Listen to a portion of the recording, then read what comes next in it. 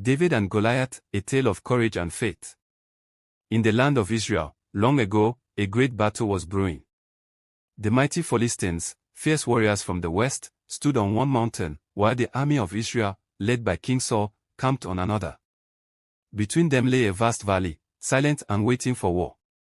One day, from the Philistine camp, a giant emerged, Goliath of Gath, a warrior unlike any other. He stood over 9 feet tall, clad in bronze armor that shone like fire in the sun.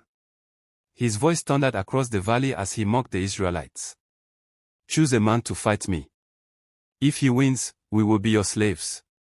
But if I defeat him, you will serve us forever." For 40 days, Goliath issued this challenge. But none in Israel dared to fight him. Even King Saul, the tallest among his people, trembled in fear.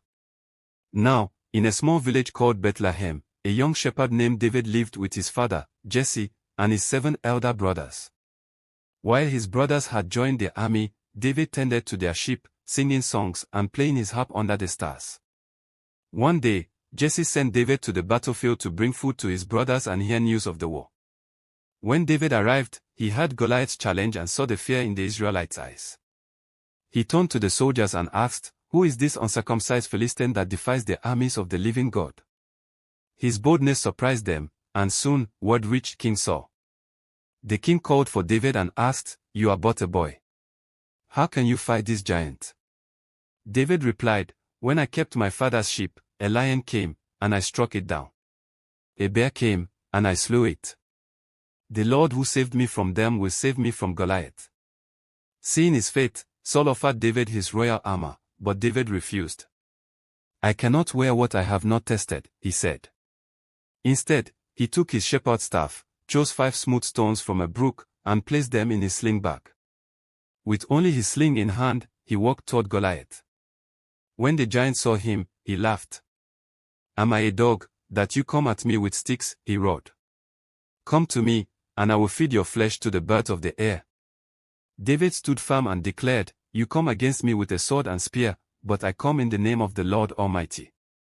Today, he will deliver you into my hands." As Goliath rushed toward him, David took a stone, placed it in his sling, and whirled it through the air. The stone flew like lightning and struck Goliath in the forehead. The mighty warrior staggered, then crashed to the ground. Silence fell over the battlefield. The Philistines watched in horror as David ran forward, took Goliath's own sword, and cut off his head. A mighty shout rose from the Israelites, and they charged at the fleeing Philistines, driving them far from their land. That day, the young shepherd became a hero, and his name was sung across the land. But David knew his victory was not by his strength, but by his faith in God. And so, the tale of David and Goliath became a story told for generations, a lesson that even the smallest can defeat the mightiest when they trust in a power greater than themselves.